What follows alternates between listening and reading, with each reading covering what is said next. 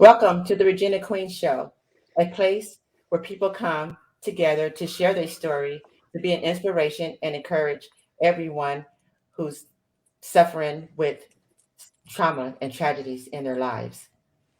This is a safe space for humanity, and this is where we empower and encourage everyone to not give up hope.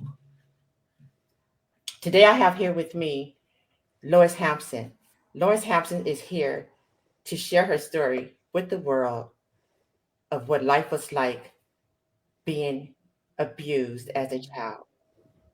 She would like to encourage everyone who is encountering such abuse as a child to please open up, reach out, and get help if you need. Thank you so much, Lois Hampson, for being here with me today on the Regina Queen Show. How are you doing? I'm doing fine, Regina. Thank you for having me. I appreciate you. You're so very welcome. Lois Hampson, you are here today to share your story with the world. And this is your first time sharing your story, isn't it? Yes, publicly, yes. Where there's a whole lot of people listening, yes. Yes. Okay. So, how are you feeling about sharing your story? Really, I'm a little bit nervous. I'm not apprehensive at all. Just a little bit nervous because I'm not used to being on camera and that kind of thing. So, just a little jitters, but it's all good. Yes. Yes. Okay. That's great.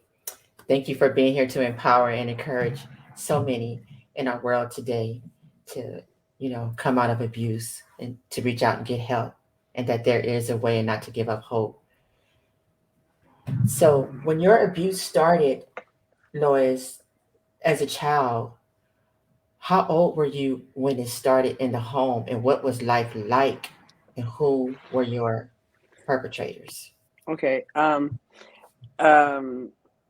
life at home, it seemed normal. I thought it was normal. I had in a house where my mom, my dad, my grandma, my aunt, my uncle, and then us kids, and it ended up being six of us.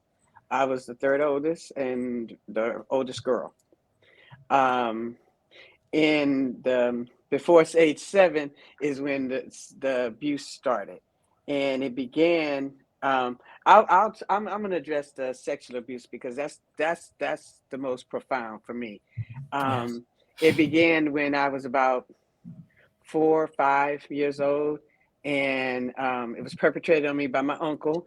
That memory was one of those memories that had to be retrieved after having suffering PTSD at age 30.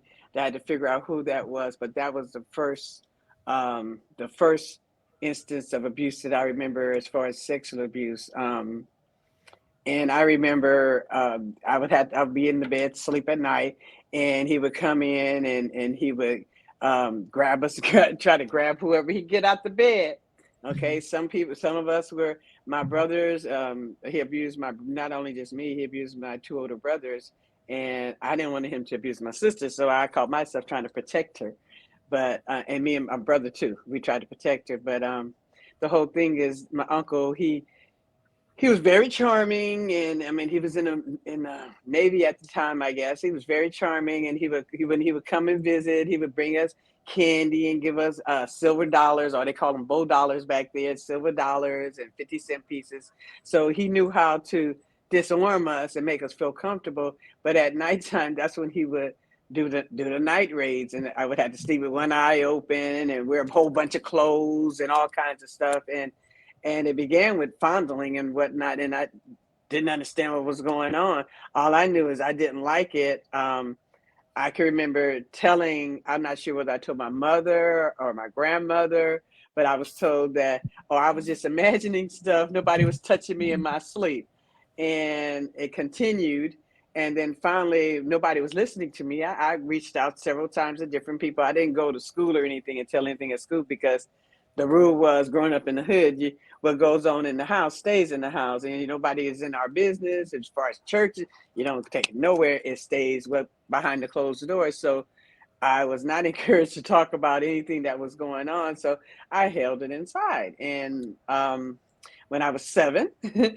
I saw a sign on a church 2 blocks away from home, and this was in the late '60s. So I asked my mama, could I go to church? Because the church said, Jesus will save you.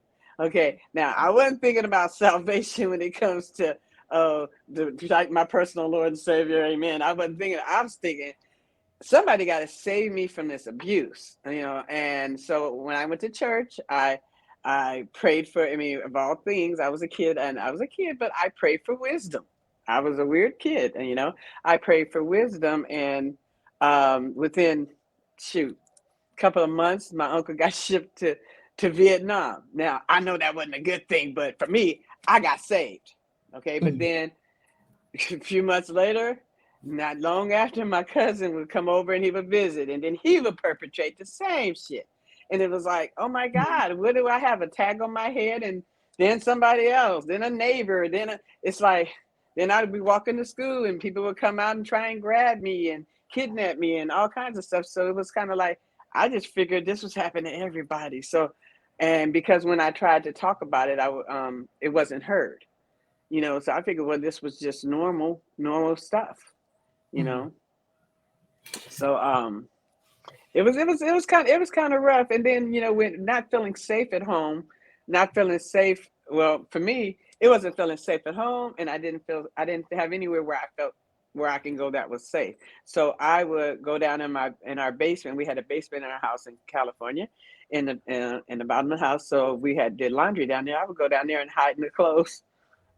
So could nobody find me for hours and hours, and I would stay down there and I would cry and just cry out to God. Somebody got to save me, and that was all my thing. Somebody got to save me. Somebody got to save me. Somebody got to Mm. save me. By the time I got to high school, I had already been raped about 3 or 4 times, and not just the molestation of the cousins and that crap, but I ended up being raped 3 or 4 times by the time I was 17. Um, and my mother and father were having problems in their relationship, and they were trying to make me choose between the two.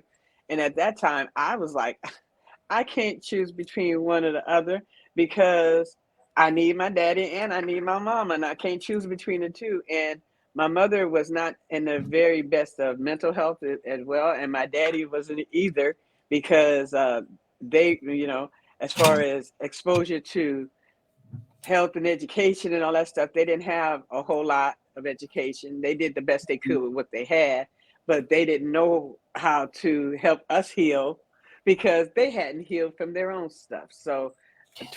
try though they may, it only what they telling us, oh, stuff it in a pocket, don't feel it, that's not real, and trying to make it, that made matters worse. And for me, it made me start reaching in. By the time, by the time I was 9, I was like, ain't no, I mean, I wanted to get big, I wanted to be big, and because I didn't want nobody to have to go through all this all the time, and I wanted to be able to fight. So Loyce started fighting. Okay, so it's like, to keep people off me. I'll Keep go people off. down, Yeah, keep, like yeah, I'm serious, defend keep them off yourself. me, Like man. just It was like, so much abuse coming from the left to right, and you just want to be big to protect yourself. and then when I would report What it, I it was, go ahead. Lois, Mhm. when you said that, okay, you said the abuse started when you was 5 years old. From that's the earliest the The, sexual abuse started. the sexual abuse started at 5 years old. Yes, yes. Okay, you said your father, I mean your uncle. It came from an Hmm. uncle and a cousin. So you were Hmm. abused by your uncle first, and then Yes, from your cousin second. then the cousin. And then who was third? Was there another abuser? There was a neighbor, my brother's best friend, and then there was another neighbor, my other brother's best friend. Okay, and we could go down the line. It was one after another. I just felt like a sitting duck, How and many after I figure, abusers, how many people abused you as a child? girl, I don't know. I can't. Can That's can you give us an estimate? because as far What's as the estimate? sexually abuse about five different Mhm. people as a child. That's just as a child. Physically abused, maybe 3. You know, Mhm. and it wasn't considered physical abuse back then because you were just getting a whooping, you know. But I considered it abuse because it wasn't like a spanking or something like that. It was you get hit with whatever they could pick up, whether it was Yeah. throwing an ashtray at you, a Hot Wheel track, a extension cord, a phone cord from the from the dial-up phones, the Yes. real phone That's what I would cord. like It for you was, to do. That's what I'd like for you to do if you could go into detail of what type of abuse that you encountered from all of these perpetrators. well, I encountered mental abuse, physical abuse, sexual abuse, verbal abuse. I was called everything but a child of God. Sit my little nappy head ass down in the corner some damn where. Children was seen and not heard. Shut your ass up. Stop lying on them. And it wasn't that they. I believe that as now I'm looking as I grow up and I heal, they were doing the best they could because when I look at my mom and my dad, my mom was 20 when she had me, so that would make her 18 when she had my brother, and 16 when she had my other brother, and then Mm, 23 when she had my sister, and then 20, so it was kind of like they were very young parents raising kids, so they didn't have a whole lot of education on what to do. All they were doing was better than their parents had done. mm, And because we're black, we were being raised in this mixed society, this mixed world. It was more like, we're gonna whip your ass before the police do. Okay. mhm, But to me, it went beyond that. Now, everybody didn't get that in our house. The mhm, the first three of us did. My sister had asthma attacks, so she didn't get that stuff. She didn't, so that saved her. I didn't get asthma attacks. I didn't have nothing that I can, so I was more like I'm wondering what's going on. But I did get to the point where you couldn't make me cry, you couldn't make me mad, I had no feelings. Okay, it mhm. wasn't like, oh, Loyce is mad, Loyce is sad. I was just stone faced. I didn't feel anything, you know. Where was your father at during all these times? My father was a professional musician. So most of the times, either he was on the road or working or in the garage with the band or whatever, and he never knew that my uncle did this to any of us, because my uncle didn't just perpetrate on the kids. He perpetrated the kids in my house. He perpetrated on my cousins and a little bit of everybody, because he had that clout, because he was older than us, but not so far older than us that we couldn't relate to him. Oh How old shoot! I'm was sorry. he? I'm so sorry. Oh, it's okay. He was in his 18s. Could you call him 1 second? Okay. Hello. Sure.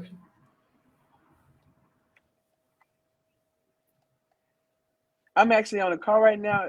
Give me about 30 minutes if you can. All right, I will. Thank you.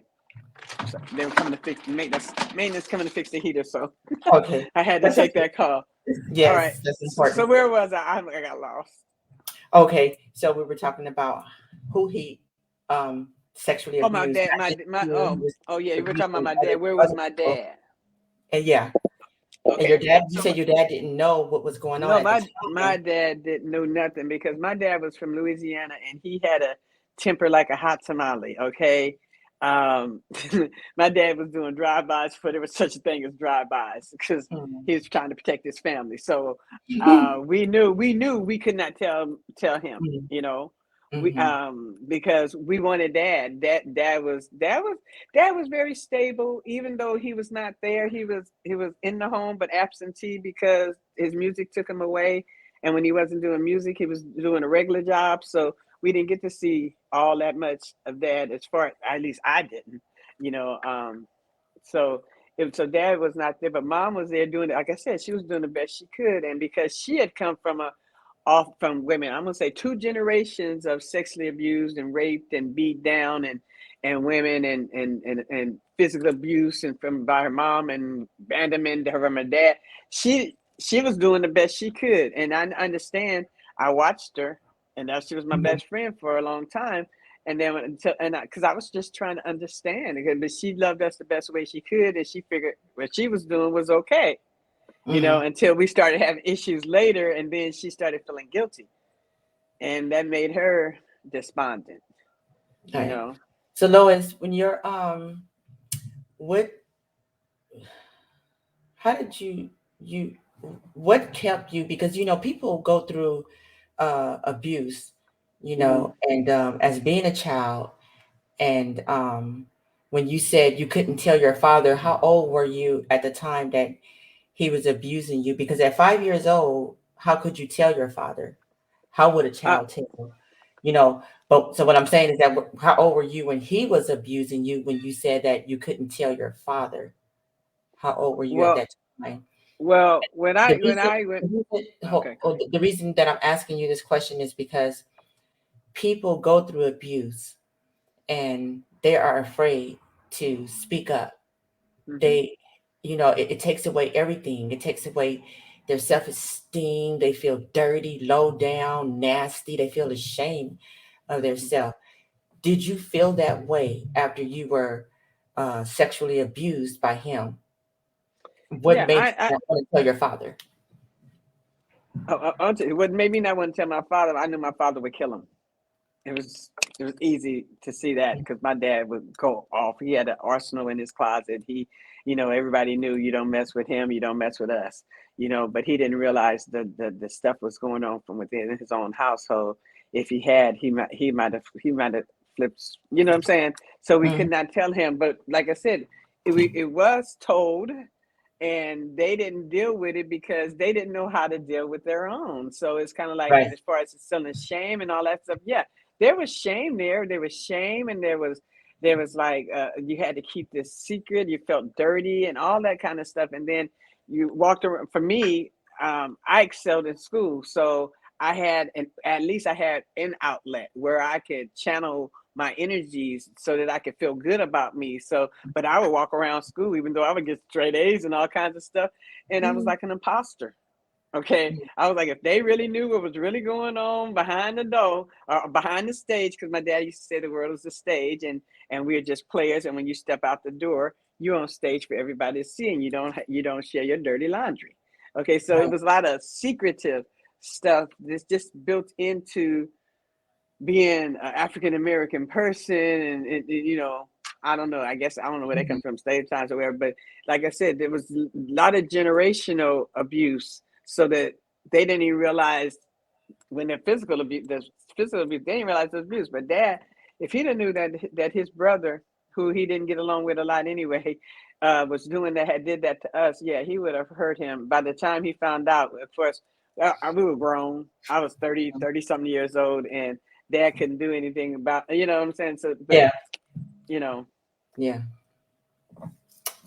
So after what, I want to go back to where you said you had sisters in the house. I have one sister, hmm and She she's 3 years younger. she was okay. So she wasn't sexually abused. No, he didn't get to her. I would push her in the back of the bed, and we would fight about her sleeping on the edge because we slept in the same twin bed against the wall. And I would push her completely against the wall, and I would never let her sleep on the edge of the bed. I would never let her sleep on the edge of the bed because I knew that what they were going to do if they could get to her. And then a lot of times the threat was, "I'm gonna get your sister Hmm. if So you he don't do threatened what I tell you." he threatened Oh, you.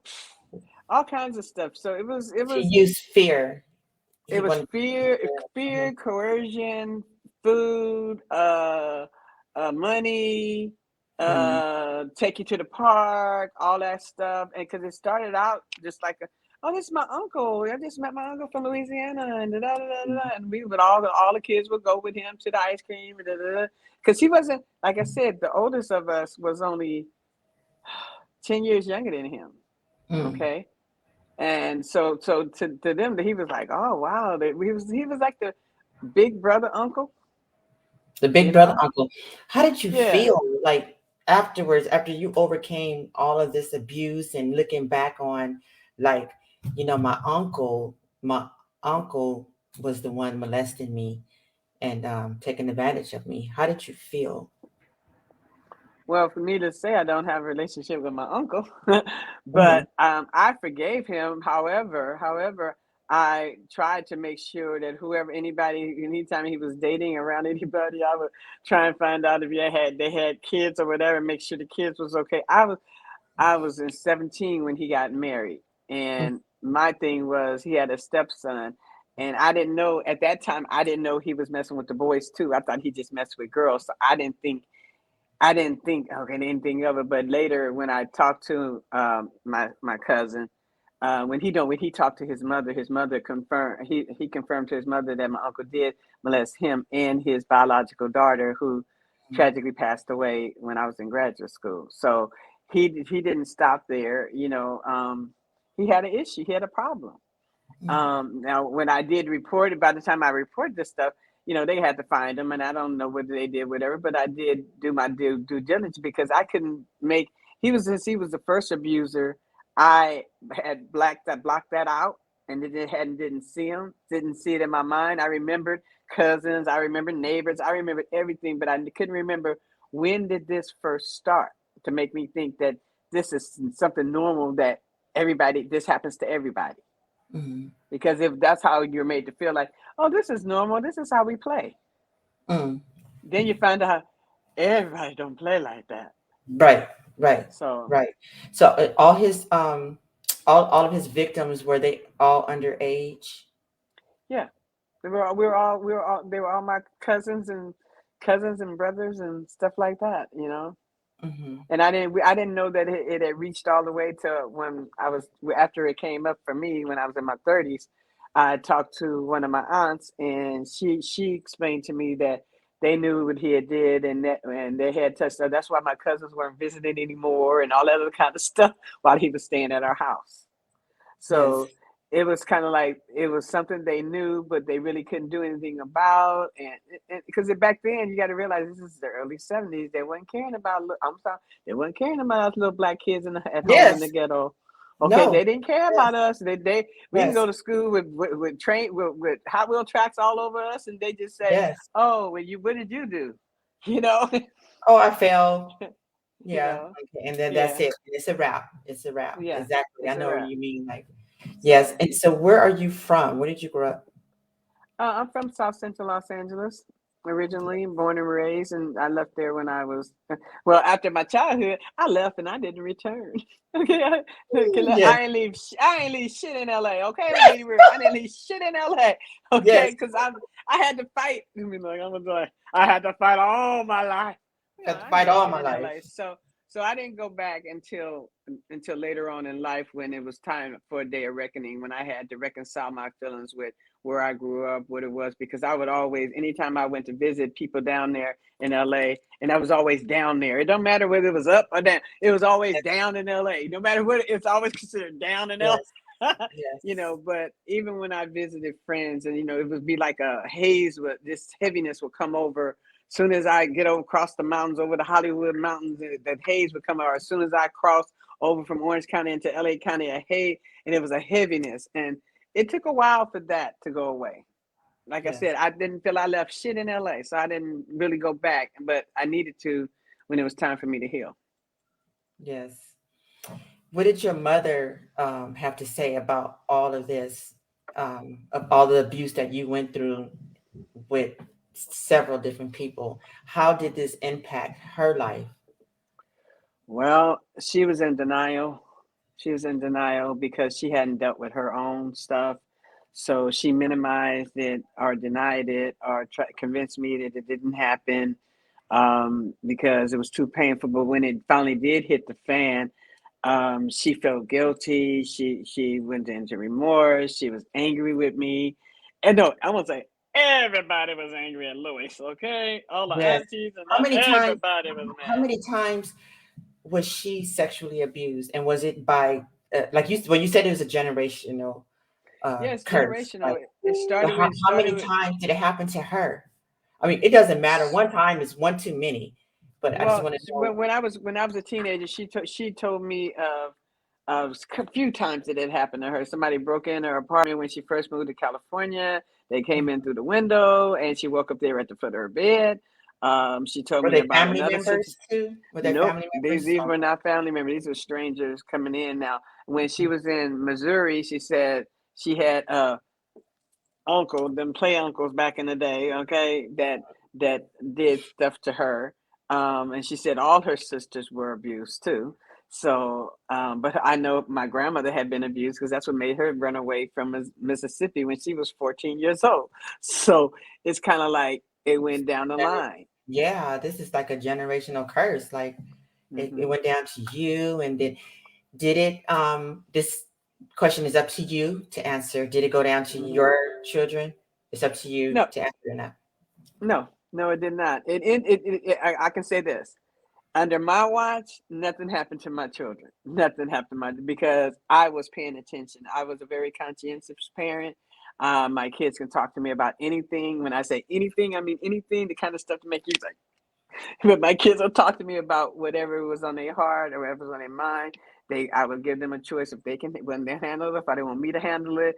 So it did not pass down. Now that they've become adults, they've found themselves in situations where it's happened to them as adults, but not on my watch. I'm gonna Not be real. yeah. It wasn't on my watch because I was a very involved parent, and they didn't get to have sleepover. They didn't get to sleep over nobody's house. Now people could come sleep over my house, okay, and I would make sure I met the parents and all that other kind of stuff, and they Yes. knew what no man in there that would do nothing to nobody, and everybody's safe, and so the kids always gravitated toward me. So, and then when my kids would make friends, if they had sketchy friends, I'm sorry, I would bring the kid in, and the kid wanted to be my kid, and then they were no longer sketchy, and then my kids didn't want to play with them no more. Yes. So Yes. I Exactly. kind of interfered a lot, and I'm gonna be real interfered, and I was a very very active single parent.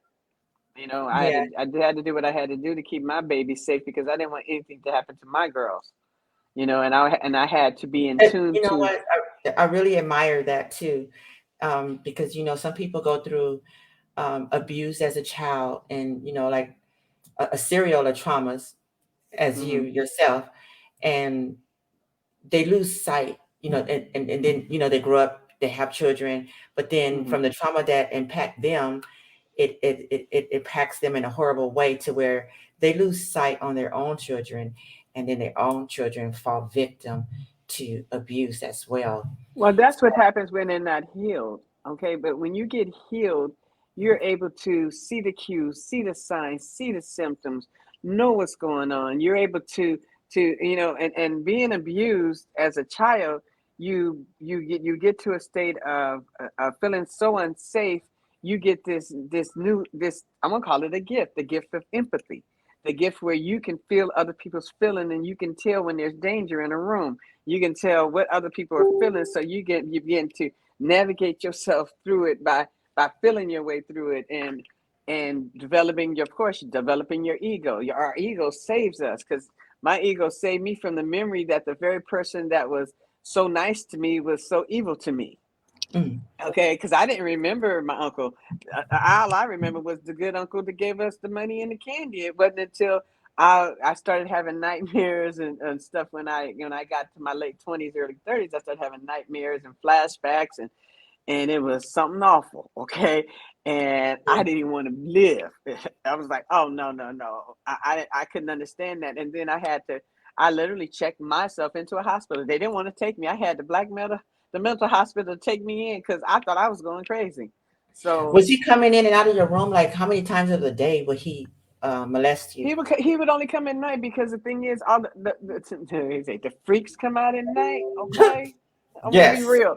No, Yes. my dad would be playing his gigs. My mom would be at the gigs with my daddy. My grandma would be in the other room with the babies, and my uncle would be acting like he's somewhere else, and he was doing what he was doing. And I don't know whether my grandmother knew that her son was doing this to us, because she had trauma too, and both my daddy and him were product of rape. So from what my mom told me, so I don't.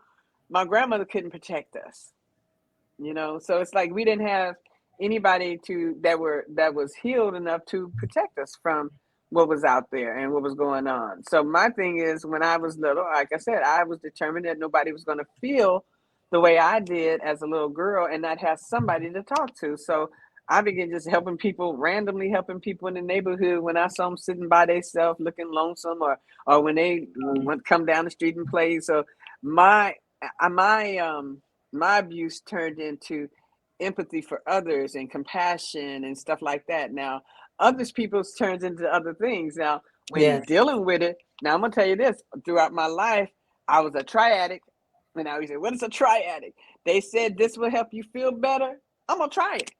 Yes. Okay, so Hmm. and it didn't matter what it was. I'm gonna try it. You know, I But had my everything, limits. everything that you tried, everything that you were trying for the good of your own sake I heal, was trying to heal stuff from the to make abuse. to heal from the abuse. Everything. Well, if you do this, if you take this, if you do this, if you do that, 10 steps to a blessing, 5 steps to a healing. Whatever they said do to get healed, I was down. Okay.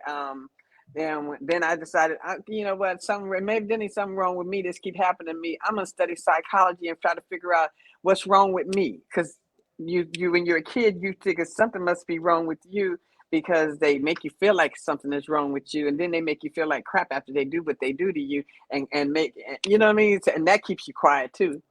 So Yes. you feel embarrassed and all other kind of stuff. So it's kind of like you feel like you're all alone, and that's Yes. why I went out and when I saw little kids sitting all alone, you know, now I know that when they were little, they were being abused too, and that's why I was drawn to them. And I found that out Yes. as I was healing. I was like, "What was going on here?" I was just going, "Oh yeah, my dad was doing, and my stepdad was doing this," and the other girl said, "Well, I was adopted. You know, that wasn't my real mom and dad, and I understand I was abused before I was adopted." So I was like, "Oh, okay." So I was even drawn to kids that were being abused, and I didn't know they were being abused. All I knew is they looked sad, and I didn't like them feeling sad and looking sad, and I wanted to help. Hmm. Okay, and that's how I got into this whole field of psychological recovery and all this other kind of marriage and family therapy and substance abuse recovery and all that kind of stuff. Yes. Wow, you're amazing. You're really amazing to not let this tragedies, a serial of trauma that a serial of tragedies that you have been through in your life. You know, you're so amazing for that, for not I letting it take appreciate, over your life. but you know what? I wasn't by myself. I may have been by myself physically dealing with the stuff, but I was not by myself spiritually. Because remember, I said I was 7 years old when I said Jesus gonna save me. So no matter what situation I was in, I mean, all throughout my life, and I'm 60 now. All through my life, no matter what situation I found myself in, I always saw where it could have been a whole lot worse and where I was saved just at the nick of time before something tragic, really Yes. tragic really happened where I wasn't coming back because some of them things that we'll talk about on another episode, Right. And you know there what? should have been a From, way. right. Okay. And you know, from all the serial of abuse that you have been through, at what age did you just wake up and just stepped up to, this big lion in front of you and say, no more, no more, Um, no more. No one touches me ever again. Well, when I had a chance to say who I dated and who I didn't date, I was pretty good at that. Okay, and it wasn't, and I was not. Of course, I was not a virgin. So my Mhm. thing is, but I still kept myself like I was. Okay, so it was like, unless I give it to you, you ain't getting it. Okay, Mhm. and then I learned. I'm sorry. I learned personal self defense. I took personal self defense classes. I learned a little bit of everything: how to get out of holds, how to get out of things, how to get away if somebody grabs you a certain way, if they come from. And then I learned how to take down big old 300 pounds, 6'6" people. Lions, Okay, big so old yeah, lions, I can bring them good down. big Okay, beasts. so I learned how to use the leverage of my body in order to get me out of situations. And the thing is that people say, "Well, was you in? And was you dressing?" And stuff? I'm like, it's not about what you wear. It's not about what you wear. I was So a you had kid. all of What this. the hell? You had all of this in mind and planned out to go out and take further measures, like taking up self defense classes to defend yourself from sexual predators. Yeah, and my brother. Well, I'm gonna say this: when I was a kid, it was my brothers had boxing gloves. Got two older brothers, and I would get out there with them, and I would fight with them and teach me how to box. I learned how to box as a kid, Great So if job, they came, sister. so whoever Great whoever job, would come sister. at whoever would come at me, Great I job. knew Yes. Yes. how to I tip my fight, you hat to know. you. Wait, wait, Yes. You know, wait. we have And to I defend broke my ourselves. hand. Look, I don't know if Look. y'all can see it, but I got a broken Okay. hand right here where Um, that hand got broke when I punched somebody. So I was always fighting. Okay, mhm. my name is The actually person that you Loyce. punched with that hand, was he coming at you for what was he? Was he He was attacking coming you at for me. what? What was the reason? For nothing. Girl, I don't even know what that fight was about. He was disrespecting me and calling me names on my front porch and talking crazy, and I don't know what happened, and something happened, and I guess Yes. I was that was a snap moment, you know, because he was very disrespectful. And back then, the word bitch would send anybody off, No, and that day, yeah. you Well, have a now reflex. everybody You have a calling reflex. themselves You like, bad bitches. yes. Okay, so see, and I wasn't one of them. I was 17 when I broke my hand. So that's when I realized that I couldn't fight physically. Don't fight physically. I had Hmm. to fight with my brain in other ways. So I've learned how to take the fight other places. But yeah, I've had to fight all my life. And then I found out that my name means German warrior, woman German warrior. warrior. Loyce Wow. means German You woman are. warrior. You are. And So it's so much to come with you. It is so, you just really, your story astonished me. So, and it's very astonishing. You know, you are a warrior. And I really do believe that our names identify our character and who we are. mhm. And, wow, you're so, so victorious. And Thank you. yes. And before we go, I would like to go into a smart part of the mental uh, uh, state Mhm. that you had to deal with, the mental illness that you had to deal with. You said you suffered with PTSD. PTSD, post traumatic stress disorder. I suffer from anxiety. I suffer from depression. For so many years, it's unreal. And depression, I didn't understand because even when I was feeling good, I was still depressed. Even when everything was going around good around me, I was still depressed. So they said it was biochemical. You know, I've since learned different things, but you know, a lot of it had to do with staying in the flight or fight stage for so many years, never relaxing, never getting out of that you know, that Yeah. energy, you know, people walking behind you, you jump, and you know that Hmm. startle response and stuff like that. So some of the stuff is still, it still lingers, you know, in the startle response because it might sneak up behind me, you know. But if they touch me from behind and I don't know, and I'm in an unfamiliar place, they might get hit. Okay, so I don't, you know, that's why I didn't want to fight, because when I did fight, Hmm. I know it was bad. It was bad because a boy Hmm. almost went out the second story window at school because he was touching me. Okay, and I wasn't having it. He was a kid. He was a kid my size. So Mm. yeah, he was he couldn't have no, oh no. So I could Yes. take him. I couldn't take the big people. The big Yes. people was too big. Yes. But that one, oh no, he was. They grabbed him by the cuff of his jeans from hanging Levi jeans in his back of the 501s. They grabbed him by the cuff of his jeans because I was pushing him out the window, second story in the school. So Yeah, I know what you yes. mean. I know what you mean. I know because I remember back in, my past, as I believe I was like 12 years old, Mm, and my neighbor, he used to pick on me and try to bully me all the time, and I'll go in the house crying to my mom, and mom, he's bothering me, and she'd be like, you go back out there and you defend yourself, and if he hit mhm. you, you better hit him back. And then I went back out there and he was still bullying me, and then he fought me, and I went back and I was crying. She said, she went and got her the switch. She said, if you come back in this house crying again, she said, I'm gonna whip you That like part, that. that part. I didn't understand that shit I at was more all. afraid of my mom than I was of him. And so I went back out there and I whipped his butt. I said, wow, I we understand can that we because really see, can overcome our fear.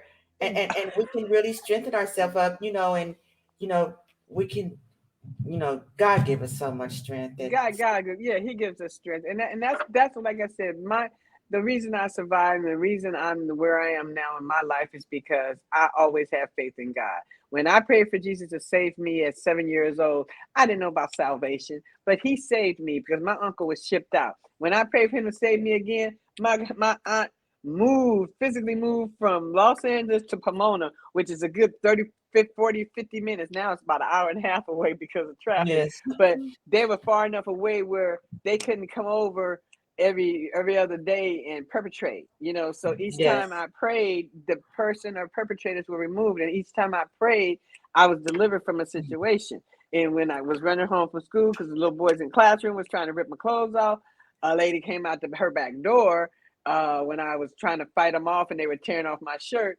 She came out her back door with a broom and beat them off of me. Found out later Yes. that that lady didn't even live in that damn house. It wasn't no old lady in that house. So I had an angel.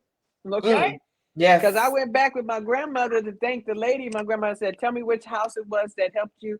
Because I went home and the shirt Mm. was torn and stuff.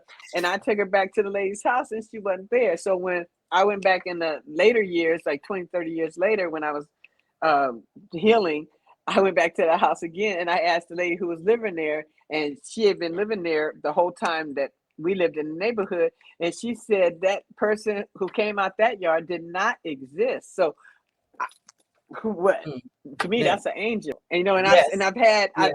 and doing sometimes when I've been Yes. attacked, I've seen some stuff that it's kind of woo woo. Okay, it's There like was something wait, there that wait, was it was a light girl, that came in to girl, protect a you. light or a light Yes. with a fight. Okay, because Yes. one of them things I saw the person the head going back, and I'm like, So that light coming in. Yeah. yeah. So the thing is that Fight the fight I for you. I I had help all the time. I had angels around me all the time. I could pray and I can ask God, and then I would ask God to help me get out of situations, to show me how not to get into the situation. But Yeah. I didn't realize that a lot of it had to Sometimes do. people we can to go through so much trauma, and they don't even they back just against the wall, and all we can do is just start just talking to the Most High, like and he'll come in and help us. Yeah. So Yeah. So that's how I survived, and that's how I'm where I'm at now. Because every yes. time I go through something, I dig a little deeper. Yes. You So know. how are you doing now with the PTSD and everything? Is everything okay? And well, you know what? Okay, I know. I'm gonna Yes. tell you. I'm gonna tell I'm you. just gonna Okay, say see, I'm just this gonna is say Loyce. yes. This is how Loyce do things. This is how Loyce do things. Really fast before we go because of the time, If and then I want to something, ask if you a little some, bit about self care. So really quick okay, because of the all right. time. Hmm. Well, whatever it is, that's my problem. If the food is a problem that made me sick, food made me well. Okay, so Hmm. if the steam is what made me sick, no steam, then the self esteem made me well. So whatever attacked me. So PTSD, it comes with a whole bunch of symptoms. So during the time I had the symptoms, I used that time to study to get my master's degree. So when it was at full blown capacity, I was getting straight A's because I used that recall and all that stuff. So I learned how to Yeah. use any symptom that they say, okay, this is depression. You're going to feel this, this, this. So I would figure out what can I do that requires me to feel like da, da, da, da. So I would Mhm. never stop being able to progress. So I would Yes. use my symptoms for my own power. Good. Great. So that I call that turning shit into fertilizer and growing. Right on. Water that Okay. shit. Water that shit Okay. and make it grow That's because it's right. hey, how we got to get through life. We have to navigate through life. So we Yeah. have to find the revenues and different things to do to get through life. Mm-hmm. And yeah, I love that. Fertilize that shit. Yeah, And you did a that's great right. job. You did a great job. Thank And you. yes, so you know what? My heart just goes out to you. And like I said earlier, I tip my hat to you. Sexual childhood abuse, it's just so horrible that people have to go through things like that. And we have people that's not in the right state of mind and just, molesting, children, and Mm-hmm. it's really horrible. Ugh. Yes. So, yeah, thank you, Lois, for being here with me on the Regina Queen Show, sharing your story, being an inspiration, and you are very courageous. Well, thank you. You You know are what? very, you are It's very not courage. courageous. I don't call it courage. I call What do doing you what's call it? necessary. Doing what's Ne- necessary to survive. Yes, Okay. yes, I And agree. now I I've been a agree. survivor was a victim for a while. Then I became a survivor. Now I'm living. Okay. Yes, So drop all that survivor, victim, all that shit off of there. Because as long as I'm under those negative labels, that means I'm affected by that stuff. I just live life now. I love that. I love that. I love that energy. I love that positivity. I love that light. over you. You know, Well, thank you. I I love that. worked hard. I worked hard for it. No, so Yes, right. I said, no. But the thing is, it doesn't have to be hard. It doesn't have to be hard. It's only hard because we say it's hard. And it was only hard for me because I had nobody in front of me that could navigate anything. That there was no talks like this that people had. It was all hush hush. Now in Yes, this internet age, there is help available everywhere. I mean, you can call yes, 911, 211, safe house, safety. You can just say, find me a safe shelter. You could, there are ways now. When I was a child, we didn't have all this. We didn't have that. And I used to tell the kids that I would treat. I used to say, look, when I was a kid, I used to want them to come and get me out of my house. Okay, yeah. I was like, come and But take you're me out going this there. house. I want to go. I want to Yeah. go. And I Yes. said, so y'all And don't realize how blessed you guys are yes, that have been removed from yes, that. I yes. said, now I said, we get to love you and show you what We it's can really love you. like to be. Yes. Yeah. So So yeah, I and would tell Lois, them, man. Lois, Hmm. with it being, International Women's Month, and what would you like to tell our women in our world today, women who are encountering so much trauma in their life before we go? I would say, reach inside yourself. If you had a lot of shit thrown on you from other people or from your own making, okay, shit is fertilizer. Okay, Mm, get your feet dug in there, get your roots planted, and grow because there's nowhere else to go. But if you're sitting in the shit, you can waddle in it if you want to. But see, I don't like smelling like shit all the time. So it's like, to me, I got to clean it up. So you water. If you got to water the shit with your tears, fertilize it. Get that water in there. Cry that shit out. Bang that shit out. Whatever you got to do, you got to get it outside of you, whatever it is. And with those tears will wet that fertilizer, and then you grow. And you grow every day. You don't just say, well, one day it's going to be over. No, this is a process. This is a yes, process, and we have stages of development. So I say, reach inside yourself and find the gems that is under all that shit. Because I'm telling you, it's gold. It's gold under that shit. You got to burn gold to make mm, it pure, and you got to chip away at a diamond to get it to shine. So I look love at you, look at girl. it look at it as you got some shit to clean up. Yes, So plant yourself, get rooted in that shit. Recognize that that's your past. It can't hurt you. Okay. And if somebody says something, that's a phantom, that's a ghost, that's a ghost rider in the car with you. Don't let people affect how you treat yourself and how you treat other people. Love yourself enough to get yourself some help if you know that you've been through this and you know that you got ghost riders and little voices in your head saying, you can't do that. Go sit your ass down somewhere. Because you heard that when you was a kid. And you had that's a ghost rider that's stopping you yes, from being who you can be. Are you remembering something that happened to you? That's a phantom. Those are ghosts. Those can't help you. And then you say the shadow of death. You go through the valley of the shadow of death. Death is just a shadow. I done died 3 times and came back. Okay, death is just a shadow. I was still alive when I died. So my thing is, as long as you know that who you are, if you don't, once you get to know who you are, can't nobody abuse you because we allow people to do things to us. Not as kids. As kids, that's just part of what happened. yes, It's what you do with it now. Okay. Well, they didn't do this. They didn't. My mama did this. She did that. Give yourself what you feel like you didn't get from yes, your parents. Okay. yes, Mother yes. yourself. Be patient with yourself. Love yourself and stop. Okay. I'm gonna say this because this Mhm. is what keeps people in the bruise. Stop abusing yourself in the absence of a fucking abuser. When you get in the mirror and say, "Oh, look at my fat hand. Look at my breast. Look at my this. Look at my that. Oh, my eyes. Look, I got wrinkles. Oh, I got. Oh, look at the crow." You're beating yourself up in the absence of somebody beating you up. And then you make a mistake playing pool. Oh my God. And you do all, how harsh are Yes. you treating you? How are you sounding to you? You got to love you enough to have patience with you. And people can only treat you a certain way because you're Look in the treating you that mirror. way. Look in the mirror and use your affirmations. Tell Yeah. yourself you're beautiful. Yeah. So, I am an inspiration. I am beautiful. I am and more if than you a don't, and if you conqueror. don't, and if you You don't have to believe use your it, affirmations, and it helps. It really helps, my, but you have my to thing believe is, in you have to believe in your word. Your word is your wand. well, You speak the biggest thing life. is forgiveness.